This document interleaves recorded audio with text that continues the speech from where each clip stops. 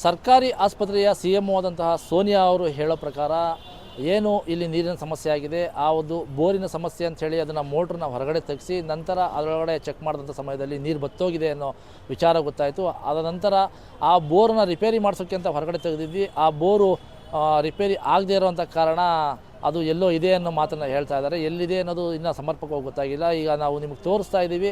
ಈ ಒಂದು ಜಾಗದಲ್ಲಿ ನೋಡಿ, ನೋಡ್ತಾ ಇರಬಹುದು, ಈ ಒಂದು ಜಾಗದಲ್ಲಿ ಬೋರ್ ಇತ್ತು. ಈ ಒಂದು ಬೋರಿಂದ ಈ ಸರ್ಕಾರಿ ಸಾರ್ವಜನಿಕ ಆಸ್ಪತ್ರೆಗೆ ಸಂಪೂರ್ಣವಾದ ಒಂದು ನೀರಿನ ಒಂದು ಸೌಕರ್ಯ ಒದಗಿಸ್ತಾ ಇದ್ದಂತಹ ಒಂದು ಬೋರ್ ಇದು. ಈ ಬೋರು ಸಮಸ್ಯೆ ಆಗಿದೆ, ಮೋಸ್ಟ್ಲಿ ನೀರು ಬರ್ತಾ ಇಲ್ಲ ಅನ್ನೋ ಕಾರಣಕ್ಕೋಸ್ಕರ ಚೆಕ್ ಮಾಡಲಿಕ್ಕೆ ಅಂತ ಹೇಳ್ಬಿಟ್ಟು ಈ ಬೋರಲ್ಲಿ ಇರ್ತಕ್ಕಂತಹ ಮೋಟ್ರನ್ನ ಹೊರಗಡೆ ತೆಗೆದಂಥ ಸಮಯದಲ್ಲಿ ಮೋಟ್ರು ಏನೂ ಆಗಿಲ್ಲ, ಮೋಟ್ರ್ ಸಮಸ್ಯೆ ಏನೂ ಇಲ್ಲ, ಇದು ಮೋಟ್ರ್ ಚೆನ್ನಾಗೇ ಇದೆ, ಮತ್ತು ಯಾಕೆ ನೀರಿಲ್ಲ ಅನ್ನೋ ಕಾರಣಕ್ಕೋಸ್ಕರ ಅದರೊಳಗಡೆ ಚೆಕ್ ಮಾಡಿದಂಥ ಸಂದರ್ಭದಲ್ಲಿ ಈ ಒಂದು ಬೋರಲ್ಲಿ ಇದ್ದಂತಹ ನೀರು ಸಂಪೂರ್ಣವಾಗಿ ಬತ್ತೋಗಿದೆ ಅನ್ನೋ ವಿಚಾರ ಗೊತ್ತಾಗುತ್ತೆ. ಅದಾದ ನಂತರ ಇಲ್ಲಿ ನೀರಿನ ಸಮಸ್ಯೆ ಉಂಟಾಯಿತು. ಸರ್ಕಾರಿ ಸಾರ್ವಜನಿಕ ಆಸ್ಪತ್ರೆ ಏನು ನೆಲಮಂಗಲದಲ್ಲಿದೆ, ಆ ಒಂದು ಆಸ್ಪತ್ರೆಯಲ್ಲಿ ಇರ್ತಕ್ಕಂತಹ ಎಲ್ಲ ರೋಗಿಗಳಿಗೆ ಹಾಗೂ ಇಲ್ಲಿ ಇರ್ತಕ್ಕಂತಹ ಸಿಬ್ಬಂದಿಗಳಿಗೆ ಒಂದು ಕುಡಿಯೋ ನೀರಿನ ವ್ಯವಸ್ಥೆಯನ್ನು ಸಹ ಒಂದು RO ಪ್ಲ್ಯಾಂಟ್ ಮುಖಾಂತರ ಮಾಡಲಾಗಿತ್ತು. ಆ ಒಂದು RO ಪ್ಲ್ಯಾಂಟ್ಗೂ ಸಹ ಇದೇ ಬೋರಿಂದ ನೀರು ಸಪ್ಲೈ ಆಗ್ತಿರ್ತಕ್ಕಂಥದ್ದು. ಆದರೆ ಇಲ್ಲಿ ಬೋರ್ ಬತ್ತೋಗಿರೋ ಕಾರಣ ಯಾವುದೇ ರೀತಿಯಾದ ನೀರು ಇಲ್ಲಿ ಸಾರ್ವಜನಿಕರಿಗೆ ಸರಿಯಾದ ಸಮಯಕ್ಕೆ ಸಮರ್ಪಕವಾಗಿ ಸಿಗ್ತಾ ಇಲ್ಲ. ಹಾಗಾಗಿ ಇಲ್ಲಿ ನೀರಿನ ಸಮಸ್ಯೆ ಬಹಳ ಹೆಚ್ಚಾಗಿದ್ದು, ಅದಕ್ಕೆ ಅನುಗುಣವಾಗಿ ಇಲ್ಲಿದ್ದ ಒಂದು ಏನು ಇನ್ಚಾರ್ಜ್ ಇದ್ದಾರೆ CMO ಸೋನಿಯಾ ಅವರು ಸಂಬಂಧಪಟ್ಟ ನಗರಸಭೆ ಅಧಿಕಾರಿಗಳಿಗೆ ಹಾಗೂ ಶಾಸಕರ ಗಮನಕ್ಕೆ ಹಾಗೂ ತಾಲೂಕು ದಂಡಾಧಿಕಾರಿಗಳ ಗಮನಕ್ಕೆ ಸಹ ತಂದಿರ್ತಾರೆ. ಆದರೆ ಈವರೆಗೂ 20 ದಿವಸ ಆದರೂ ಸಹ ಇಲ್ಲಿ ಒಂದು ಬೋರ್ ಕೊರೆಸುವಂಥ ವ್ಯವಸ್ಥೆ ಆಗಿಲ್ಲ. ಇಲ್ಲಿನ ರೋಗಿಗಳು ನೀರಿಗಾಗಿ ಹಾಹಾಕಾರವನ್ನು ಅನುಭವಿಸ್ತಾ ಇದ್ದಾರೆ. ಹಾಗಾಗಿ ಈ ಒಂದು ಜಾಗದಲ್ಲಿ, ಒಂದು ಸಮರ್ಪಕವಾದ ಜಾಗದಲ್ಲಿ ನೀರು ಎಲ್ಲಿದೆ ಅಂತ ಅಂದ್ಬಿಟ್ಟು ಮಾರ್ಕ್ ಮಾಡಿ ಆ ಜಾಗದಲ್ಲಿ ಬೋರ್ ಕೊರೆಸಿದ್ರೆ ಮಾತ್ರ ಇಲ್ಲಿ ಸಾರ್ವಜನಿಕರಿಗೆ ಹಾಗೂ ಸರ್ಕಾರಿ ಆಸ್ಪತ್ರೆಗೆ ಬರ್ತಕ್ಕಂತಹ ರೋಗಿಗಳಿಗೆ ಅನುಕೂಲ ಆಗುವಂಥದ್ದು.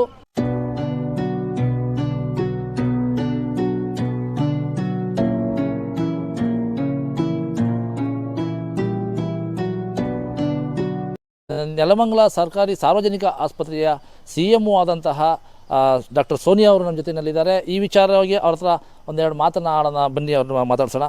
ಮೇಡಮ್, ಈಗ 20 ದಿವಸಗಳಿಂದ ನೀರಿನ ಸಮಸ್ಯೆ ಸರ್ಕಾರಿ ಆಸ್ಪತ್ರೆಯಲ್ಲಿದೆ. ಸೊ ಈ ವಿಚಾರವಾಗಿ ತಾವೇನೆಲ್ಲ ಕ್ರಮಗಳನ್ನು ಕೈಗೊಂಡಿದ್ದೀರಾ? ಬೋರ್ವೆಲ್ಲಿಂದ ನೀರು ಬರ್ತಾ ಇರಲಿಲ್ಲ, ಮೋಟರ್ ಪ್ರಾಬ್ಲಮ್ ಆಯಿತು ಅಂತ ಹೇಳಿ ಮೋಟರ್ನ ರಿಪೇರಿ ಮಾಡಿಸಿದ್ದೆ. ರಿಪೇರಿ ಮಾಡಿಸಿ ನೋಡಿದ್ರೆ ಹಾಗೂ ಡ್ರೈ ರನ್ ಆಗ್ತಾಯಿತ್ತು.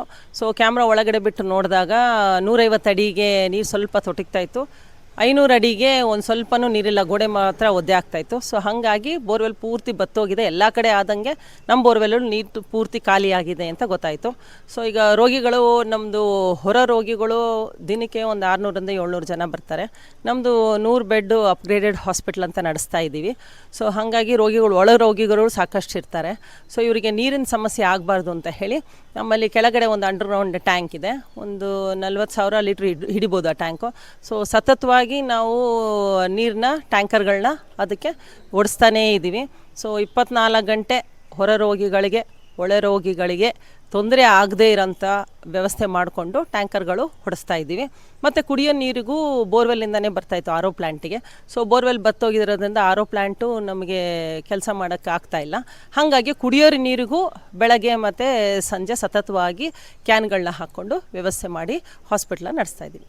ಸೊ ಮೇಡಮ್, ಈಗ ನಾವು ಹೇಳೋದೇನಂತ ಹೇಳಿದ್ರೆ, ಸಂಬಂಧಪಟ್ಟ ಕೆಲವು ಇಲಾಖೆಗಳಿದ್ದಾವೆ, ನಗರಸಭೆ ಆಗಿರ್ಬೋದು, ಇಲ್ಲ ಸ್ಥಳೀಯ ಶಾಸಕರಾದಂತಹ ಶ್ರೀನಿವಾಸ್ ಅವರಾಗಿರ್ಬೋದು, ಇವರ ಗಮನಕ್ಕೆ ತಂದಿಲ್ವಾ ಅಂತ?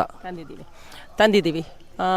ಇವರು ನಗರಸಭೆಯಲ್ಲಿ ಆಯುಕ್ತರನ್ನ ಭೇಟಿ ಮಾಡಿ ಅವರಿಗೆ ಈ ಥರ ಸಮಸ್ಯೆ ಇದೆ, ನಮಗೊಂದು ಬೋರ್ವೆಲ್ ಹಾಸ್ಪಿಟಲ್ಗೆ ಬೋರ್ವೆಲ್ ಒಂದು ಕೊಡಿಸ್ಕೊಡಿ ಅಂತ ಕೇಳಿದ್ವಿ.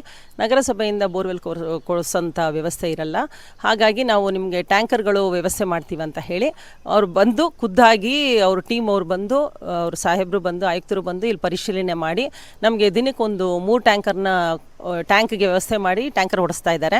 ಮತ್ತು ಸುತ್ತಮುತ್ತ ಇರೋ ಬೋರ್ವೆಲ್ಗಳು ಪರ್ಯಾಯ ಬೇರೆ ಜನರಲಲ್ಲಿ ಫೀಲ್ಡಲ್ಲಿ ಆಗಿರ್ಬೋದು, ಶಾಲೆಯಲ್ಲಿರ್ಬೋದು, ನಗರಸಭೆ ತಹಸೀಲ್ದಾರ್ ಆಫೀಸ್ ಹೊರಗಡೆ ಬೋರ್ವೆಲ್ಗಳಿದೆ. ಆ ಬೋರ್ವೆಲ್ಗಳಲ್ಲಿ ನೀರು ಎಷ್ಟಿದೆ ಅಂತ ತಿಳ್ಕೊಂಡು ಅದ್ರದ್ದು ನಿಮಗೆ ಬೋರ್ವೆಲ್ಗೆ ಕನೆಕ್ಷನ್ ಕೊಡೋಂಥ ವ್ಯವಸ್ಥೆ ಮಾಡಿಕೊಡ್ತೀವಿ ಅಂತ ತಿಳಿಸಿದ್ದಾರೆ. ಸೊ ಅವ್ರು ವಾಟರ್ಮ್ಯಾನ್ ಕರೆಸಿ ಮಾತಾಡಿ ಎಲ್ಲ ಅವರಿಗೆ ನೀವು ಎಲ್ಲ ಮಾಹಿತಿ ತೊಗೊಂಬಂದು ನಮಗೆ ಕೊಟ್ಟರೆ, ಅಲ್ಲಿಂದ ಏನಾದ್ರು ನೀರಿದೆ ಅಂದರೆ ಸುತ್ತಮುತ್ತ ಇರೋ ಬೋರ್ವೆಲ್, ಹಾಸ್ಪಿಟ್ಲ್ ಹೊರಗಡೆ ಇರೋ ಬೋರ್ವೆಲ್ಗಳಲ್ಲಿ ನೀರಿದ್ದರೆ ಅದಲ್ಲಿ ನಾವು ಪೈಪ್ ಕನೆಕ್ಷನ್ ನಿಮ್ಮ ಬೋರ್ವೆಲ್ಗೆ ಕೊಡಿಸ್ತೀವಿ ಅಂತ ತಿಳಿಸಿದ್ದಾರೆ. ಮತ್ತು ತಹಸೀಲ್ದಾರ್ ಅವ್ರಿಗೂ ತಿಳಿಸಿದ್ವಿ. ತಹಸೀಲ್ದಾರ್ ಅವರು ಮತ್ತು ಡಿ ಸಿ ಅವ್ರ ಹತ್ರ ಮಾತಾಡಿ ಅದೇನಿದೆ ನಿಮಗೆ ವ್ಯವಸ್ಥೆ ಮಾಡಿಕೊಡ್ತೀವಿ ಅಂತಂದರು. ಶಾಸಕರಿಗೆ ನಾವು ತಿಳಿಸಿದಾಗ ಶಾಸಕರು ಅದೊಂದು ನೀರಿಗೆ ಹಾಸ್ಪಿಟ್ಲಲ್ಲಿ ಪಾಯಿಂಟ್ ಎಲ್ಲಿದೆ ಅಂತ ನೋಡಿ ನಾವು ನಮ್ಮ ಫಂಡ್ಸಲ್ಲಿ ನಮಗೊಂದು ಬೋರ್ವೆಲ್ ಹಾಕೋಕ್ಕೆ ವ್ಯವಸ್ಥೆ ಮಾಡಿಕೊಡ್ತೀವಿ ಅಂತ ತಿಳಿಸಿದರು. ಬೋರ್ವೆಲ್ಗೆ ಒಂದು ಪಾಯಿಂಟ್, ಒಂದೇ ಒಂದು ಪಾಯಿಂಟ್ ಸಿಕ್ಕಿದೆ. 1150 ಅಡಿಯಲ್ಲಿ 1 ಇಂಚು ಏನೋ ನೀರಿದೆ ಅಂತ ಅವ್ರು ಜಿಯಾಲಜಿಸ್ಟು ಬಂದು ಒಬ್ಬರು ಅದನ್ನು ಪರಿಶೀಲನೆ ಮಾಡಿ ನಮಗೊಂದು ರಿಪೋರ್ಟ್ ಕೊಟ್ಟಿದ್ದಾರೆ. ಸೊ ಸಾಹೇಬರು MLA ಫಂಡ್ಸಲ್ಲಿ ನಮಗೊಂದು ಬೋರ್ವೆಲ್ ಹಾಕಿಸ್ಕೊಡ್ತೀವಿ ಅಂತ ಹೇಳಿದ್ದಾರೆ. ಸೊ ಮೇಡಮ್, ಈಗ ನೀವು ಇಲ್ಲಿನ ಜನಪ್ರಿಯ ಶಾಸಕರು ಅಂತ ಏನು ಹೇಳಿದ್ದಾರೆ ಶ್ರೀನಿವಾಸ್ ಅವರ ಗಮನಕ್ಕೆ ತಾವು ಯಾವತ್ತು ಈ ವಿಚಾರವನ್ನು ತಂದ್ರಿ ಮೇಡಮ್? ಒಂದು ವಾರ ಆಗಿರ್ಬೋದು ರೀ. ತದನಂತರ ಅವರು ಅದೇ ಪಾಯಿಂಟ್ ಒಂದು ಹಾಕ್ಸಿದೆ. ಸೊ ಇನ್ನು ಬೋರ್ವೆಲ್ ಹಾಕೋ ವ್ಯವಸ್ಥೆ ಮಾಡಿಕೊಡ್ತೀವಿ ಅಂತ ತಿಳಿಸಿದ್ದಾರೆ. ಮೇಡಮ್, ಈಗ ದಿವಸಕ್ಕೆ ಎಷ್ಟು ಟ್ರ್ಯಾಕ್ಟರ್ ನೀರುಗಳ ಬಳಕೆ ಆಗ್ತಾ ಇದೆ? ನಿಮ್ಗೆ ಎಷ್ಟು ಇಲ್ಲಿ ರಿಕ್ವೈರ್ಮೆಂಟ್ ಎಷ್ಟಿದೆ ಪೇಷಂಟ್ಗಳು ಹಾಗೂ ಸಿಬ್ಬಂದಿ ನಿಮ್ಮ ಒಂದು ಕೆಲಸಕ್ಕೆ ಅನುಗುಣವಾಗಿ? ಒಂದು 8 ರಿಂದ 12 ಬೇಕಾಗುತ್ತೆ. ಪೇಷಂಟ್ ಮೇಲೆ ಡಿಪೆಂಡ್. ಟ್ಯಾಂಕರ್ಗಳು ಅಂದರೆ ಟ್ರ್ಯಾಕ್ಟರ್ಗಳು ಲೆಕ್ಕ. ಸೊ ನಗರಸಭೆ ಇದರಲ್ಲಿ ಎಷ್ಟು ಟ್ರ್ಯಾಕ್ಟರ್ಗಳನ್ನು ಕೊಡ್ತಾ ಇದೆ? ತಾವು ಎಷ್ಟು ಟ್ರ್ಯಾಕ್ಟರ್ಗಳನ್ನು ಇಲ್ಲಿ ಪರ್ಚೇಸ್ ಮಾಡ್ತಾ ಇದ್ದೀರಾ? ಒಂದು ಟ್ರ್ಯಾಕ್ಟರ್ ಲೋಡ್ಗೆ ತಾವು ಎಷ್ಟು ಹಣವನ್ನು ಅವ್ರಿಗೆ ನೀಡ್ತಾ ಇದ್ದೀರಾ ಮೇಡಮ್? ಒಂದು 3 ಬರ್ತಾ ಇದೆ ನಗರಸಭೆಯಿಂದ. ಮಿಕ್ಕಿದ್ದು ಟ್ಯಾಂಕ್ಗಳು ನಾವು ಹೇಗೆ ನಮಗೆ ಖರ್ಚಾಗುತ್ತೆ ಅಂತ ನೋಡಿಕೊಂಡು ತರಿಸೋದ್ರಿ. ದಿನದ ಲೆಕ್ಕ ಅದು. ಇವತ್ತಿಗೆ ಪೇಷಂಟ್ ಒಂಚೂರು ಕಡಿಮೆ ಇತ್ತು, ನಮಗೆ ನೀರು ಸ್ವಲ್ಪ ಸೌಕರ್ಯ ಕಡಿಮೆ ಅಂತಂದರೆ 1-2 ಕಡಿಮೆ ಓಡಿಸ್ತೀವಿ. ನೋಡ್ಕೊಂಡು ಎಷ್ಟು ಬೇಕೋ ಅಷ್ಟೇ ಓಡಿಸ್ತಾ ಇದ್ದೀವಿ ರೀ ಮೇಡಮ್. ಈಗ ಏನು ಬೋರು ಕೆಟ್ಟೋಗಿತ್ತು ಅಂತಂದ್ಬಿಟ್ಟು ತಾವು ರಿಪೇರಿ ಮಾಡಿಸೋದಕ್ಕೆ ಅಂತ ಅದನ್ನು ಹೊರಗಡೆ ತೆಗೆಸಿದ್ರ ಆ ಮೋಟ್ರನ್ನ, ಆ ಮೋಟ್ರು ಕಳ್ಳತನ ಆಗಿದೆ ಅನ್ನೋ ಮಾತುಗಳು ಕೇಳಿಬರ್ತಾ ಇದೆ. ಅಲ್ಲ, ಕಳ್ಳತನ ಆಗಿದೆ ಅನ್ನೋ ಮಾತುಗಳು ಸಹ ಕೇಳಿಬರ್ತಾ ಇದೆ. ಒಂದು ವೇಳೆ ಅದು ಕಳ್ಳತನ ಆಗಿದೆ ಇಲ್ಲ ಅನ್ನೋದನ್ನ ತಾವು ಸ್ಪಷ್ಟೀಕರಣ ಕೊಡಬೇಕು. ಅದು ಅಕಸ್ಮಾತ್ ಕಳ್ಳತನ ಆಗಿರೋದೇ ಆದರೆ ತಾವು ಪೊಲೀಸ್ ಇಲಾಖೆಯಲ್ಲಿ ಕಂಪ್ಲೇಂಟ್ ಏನಾದ್ರು ಕೊಟ್ಟಿದ್ದೀರಾ ಅಂತ? ಅದು ಏನು ಗೊತ್ತಾ, ಅದು ಮೋಟ್ರ್ ಹೆಚ್ಚು ಕಡಿಮೆ ತುಂಬ ಹಳೇದು, ಸ್ವಲ್ಪ ಎಲ್ಲ ರಿಪೇರಿ ಎಲ್ಲ ಮಾಡಿಸಿ ಸ್ವಲ್ಪ ಕೆಟ್ಟೆ ಹೋಗಿತ್ತು ಅದು ಮೋಟ್ರು. ಆಮೇಲೆ ನಮ್ಮದು CCTV ಕ್ಯಾಮ್ರಾ ಇದೆ. CCTV ಕ್ಯಾಮ್ರಲ್ಲೆಲ್ಲ ಚೆಕ್ ಮಾಡಿದ್ವಿ ಏನಾದ್ರು ಕಳ್ಳತನ ಆಗಿದೆ ಅಂತ. ಬಟ್ ಅದರಲ್ಲಿ ಆ ಥರ ಏನೂ ಕಂಡು ಬಂದಿಲ್ಲ. ಹಾಗಾಗಿ ನಾವು ಅದನ್ನು ಇದು ಮಾಡಿಲ್ಲ. ಆಮೇಲೆ ಮೋಟ್ರು ಅದು ಬೋರು ಕೆಟ್ಟೋಗಿಲ್ರಿ, ಬತ್ತೋಗಿದೆ, ನೀರೇ ಇಲ್ಲ ಅದರಲ್ಲಿ. ಸೊ ಈಗ ಮಳೆ ಏನೋ ದೇವ್ರ ದಯದಿಂದ ಮಳೆ ಚೆನ್ನಾಗಿ ಉಯ್ದರೆ ಸ್ವಲ್ಪ ಮತ್ತೆ ಅದು ಜೀವ ಬರುತ್ತೇನೋ ಅನ್ನೋ ಒಂದು ಮನೋಭಾವನೆ. ಸೊ ಮೇಡಮ್, ಈಗ ನೀವು ಹೇಳೋ ಪ್ರಕಾರ ಅಲ್ಲಿಂದ ಹೊರಗಡೆ ತೆಗೆದಂತಹ ಮೋಟ್ರು ಕಳ್ಳತನ ಆಗಿಲ್ಲ, ನಿಮ್ಮ ಬಳಿ ಇದೆ? ಕಳ್ಳತನ ಆಗಿಲ್ಲ ಅಲ್ರಿ. ಅದೇನಾಗಿದೆ ಅಂದರೆ ಅದು ಮೋಟ್ರು ಪೂರ್ತಿ ಹೋಗಿತ್ತು. ನಾವು ಸುಮಾರು ರಿಪೇರಿ ಮಾಡಿಸಿ ರೆಡಿ ಮಾಡ್ಕೊಂಡಿದ್ವಿ. ಮೋಟ್ರೇನೋ ಇಲ್ಲ ನಿಜ ಹೇಳಬೇಕು ಅಂದರೆ. ಬಟ್ ನಮಗೆ CCTV ಕಂಪ್ಲೇಂಟ್ ಕೊಡಲಿಕ್ಕೆ CCTV ಕ್ಯಾಮ್ರಲ್ಲೆಲ್ಲ ಹುಡುಕಿದ್ವಿ. ಅದೊಂದು ಬಾಕ್ಸ್ ಇಟ್ಟಿದ್ವಿ, ಇಲ್ಲಿ ಬಾಕ್ಸ್ ಇದೆ ನೋಡಿ. ಅದಕ್ಕೆ ನಮಗೆ ಅದು ಕ್ಲಿಯರ್ ಆಗಿ ಅದು ಕಂಡು ಬರಲಿಲ್ಲ ಯಾರು ತೊಗೊಂಡೋಗಿದ್ದಾರೆ ಅಂತ. ಈ ಥರ ಸಮಸ್ಯೆ. ಸೊ ವೀಕ್ಷಕರೇ, ಇದು ನೆಲಮಂಗಲ ಸರ್ಕಾರಿ ಆಸ್ಪತ್ರೆಯ CMO ಆದಂತಹ ಸೋನಿಯಾ ಅವರ ಮಾತಾಗಿತ್ತು. ಏನು ನಾವು ಆಂಬುಲೆನ್ಸ್ಗಳಲ್ಲಿ ಬರ್ತಕ್ಕಂತಹ ರೋಗಿಗಳಿಗೆ ರಸ್ತೆಯಲ್ಲಿ ಮೊದಲ ಆದ್ಯತೆಯನ್ನು ಆಂಬುಲೆನ್ಸಿಗೆ ಕೊಡ್ತೀವಿ. ಆ ಆಂಬುಲೆನ್ಸಲ್ಲಿ ಬಂದಂತಹ ರೋಗಿಗೆ ಆಸ್ಪತ್ರೆಯಲ್ಲಿ ಯಾವ ರೀತಿಯಾದ ತೊಂದರೆಗಳಿಲ್ಲ ಆಗ್ತಾ ಇದೆ ಅನ್ನೋದಕ್ಕೆ ಇಲ್ಲಿನ ನೀರಿನ ಸಮಸ್ಯೆ ಒಂದು ದೊಡ್ಡ ಕಾರಣವಾಗಿದೆ. ಇಲ್ಲಿನ ಸಿಬ್ಬಂದಿ ಹೇಳೋ ಪ್ರಕಾರ ಏನಪ್ಪ ಅಂತ ಹೇಳಿದ್ರೆ, ಸಂಬಂಧಪಟ್ಟ ಇಲಾಖೆಯವರು ಈ ಒಂದು ವಿಚಾರವಾಗಿ ಅದನ್ನು ಪರಿಗಣಿಸಿ ಆದಷ್ಟು ಬೇಗ ಇಲ್ಲಿ ಬೋರನ್ನು ಹಾಕಿಸಿ ನೀರಿನ ಸಮಸ್ಯೆಯನ್ನು ನಿವಾರಿಸಬೇಕಾಗಿತ್ತು. ಆದರೆ ಸಂಬಂಧಪಟ್ಟ ಇಲಾಖೆಗಳಿಗೆ ಇಲ್ಲಿನ ಸಿಬ್ಬಂದಿ ವರ್ಗ ಹಾಗೂ ಆಡಳಿತ ವರ್ಗ ಏನಿದೆ, ಅವರು ಎಷ್ಟೇ ಸರಿ ಮನವಿಯನ್ನು ಮಾಡಿದ್ರು, ದೂರನ್ನು ಕೊಟ್ಟರೂ ಸಹ ಅವರ ಮಾತಿಗೆ ಕಿಂಚಿಷ್ಟು ಅವರು ಕಿವಿಗೆ ಹಾಕ್ಕೊಂಡೆ ಯಾವುದೇ ರೀತಿಯಾದ ಸ್ಪಂದನೆಯನ್ನು ನೀಡದೆ ಇದುವರೆಗೂ ಸಹ ಕಳೆದ 20 ದಿವಸಗಳು ಕಳೆದರೂ ಸಹ ಸರ್ಕಾರಿ ಆಸ್ಪತ್ರೆಯಲ್ಲಿ ಒಂದು ನೀರಿನ ಹಾಹಾಕಾರ ಇವತ್ತಿಗೂ ಸಹ ಇದೆ. ಹಾಗೆ ಒಂದು ದಿವಸಕ್ಕೆ ಖಾಸಗಿ ವ್ಯಕ್ತಿಗಳಿಂದ ಒಂದು 3 ರಿಂದ 4 ಅಥವಾ 10 ರಿಂದ 12 ಅಂದರೆ ಅವಶ್ಯಕತೆ ಇದ್ದಂತೆ ಟ್ರ್ಯಾಕ್ಟರ್ಗಳನ್ನು ನೀರು ಅವರು ಹಣವನ್ನು ಕೊಟ್ಟು ಪರ್ಚೇಸ್ ಮಾಡ್ತಾ ಇದ್ದಾರೆ. ನಗರಸಭೆಯಿಂದ ಒಂದು 2 ಅಥವಾ 3 ಟ್ರ್ಯಾಕ್ಟರ್ಗಳು ಅವರಿಗೆ ಕೊಡ್ತಾ ಇದ್ದಾರೆ. ಆದರೆ ಈ ಟ್ರ್ಯಾಕ್ಟರ್ಗಳಲ್ಲಿ ಬರ್ತಕ್ಕಂಥ ನೀರು ಎಷ್ಟು ಮಟ್ಟಿಗೆ ಅವರಿಗೆ ಉಪಯೋಗ ಆಗುತ್ತೆ, ಎಷ್ಟು ಮಟ್ಟಿಗೆ ಸರಿ ಅನ್ನೋದು ತಾವುಗಳು ಪರಿಗಣಿಸಬೇಕಾಗುತ್ತೆ ವೀಕ್ಷಕರೇ. ಯಾಕಂತ ಹೇಳಿದ್ರೆ, ಇಲ್ಲಿನ ಜವಾಬ್ದಾರಿಯುತ ಹುದ್ದೆಗಳಲ್ಲಿ ಇರ್ತಕ್ಕಂತಹ ಸರ್ಕಾರಿ ಅಧಿಕಾರಿಗಳು ಹಾಗೂ ಇಲ್ಲಿನ ಸ್ಥಳೀಯ ಶಾಸಕರು ಇಂತಹ ಸಮಸ್ಯೆಗಳಿಗೆ ಮೊದಲು ಆದ್ಯತೆಯನ್ನು ಕೊಡಬೇಕಾಗಿತ್ತು.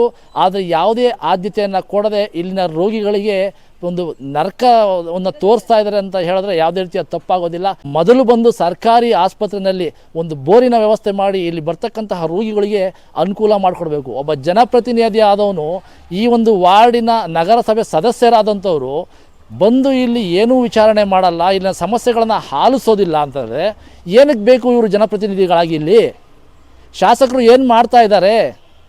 ಇಲ್ಲಿನ ಶಾಸಕರಿಗೆ ಗಮನಕ್ಕೆ ತಂದರೂ ಸಹ ಬಂದು ಇಲ್ಲಿ ಸ್ಥಳ ಪರಿಶೀಲನೆ ಮಾಡಲ್ಲ, ಭೇಟಿ ನೀಡೋದಿಲ್ಲ, ಇಲ್ಲಿ ಆಗಿರೋ ಸಮಸ್ಯೆಗಳನ್ನು ನಿವಾರಣೆ ಮಾಡೋದಿಲ್ಲ ಅಂತ ಹೇಳಿದ್ರೆ ಒಬ್ಬ ಜನಪ್ರತಿನಿಧಿಯಾಗಿ ಅವ್ರು ಇದ್ದರೆಷ್ಟು ಹೋದ್ರೆಷ್ಟು? ಸಾರ್ವಜನಿಕರು ಆಸ್ಪತ್ರೆಗೆ ಬರೋದು ಸೌಕರ್ಯಗಳು ಇದೆ ಅಂತ ಹೇಳ್ಬಿಟ್ಟು ಇಲ್ಲಿ ಮೂಲಭೂತ ಸೌಕರ್ಯಗಳೇ ಇಲ್ಲ.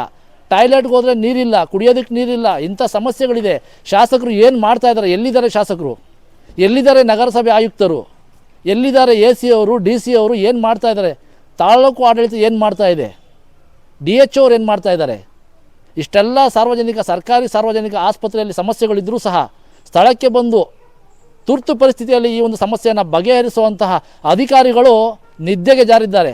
ಹಾಗಾಗಿ ವೀಕ್ಷಕರೇ, ಇಲ್ಲಿನ ಜನಪ್ರತಿನಿಧಿಗಳು ಎಚ್ಚೆತ್ತು ಆದಷ್ಟು ಬೇಗ ನೆಲಮಂಗಲ ಸರ್ಕಾರಿ ಸಾರ್ವಜನಿಕ ಆಸ್ಪತ್ರೆಯ ಈ ನೀರಿನ ಸಮಸ್ಯೆಯನ್ನು ಬಗೆಹರಿಸಬೇಕು ಅಂತ ಇವರೆಲ್ಲರಲ್ಲೂ ನಾವು ಮನವಿಯನ್ನು ಮಾಡ್ತೇವೆ.